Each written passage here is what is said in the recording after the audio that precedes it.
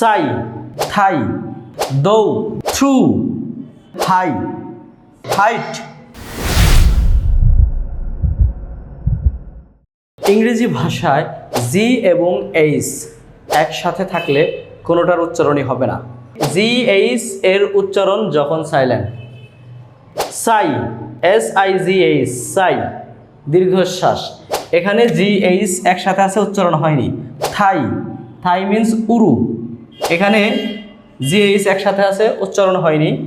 দৌ, দৌ মিন্স যদিও, দৌ। থ্রু, থ্রু মিন্স মধ্য দিয়ে। হাই, হাই মিন্স উঁচু বা উচ্চ। হাইট, উচ্চতা। ফাইট, যুদ্ধ। প্রত্যেকটি ওয়ার্ডের সাথেই জিএইচ আছে, প্রত্যেকটি ওয়ার্ডের সাথেই জিএইচ আছে এবং কোনোটারই উচ্চারণ হয়নি।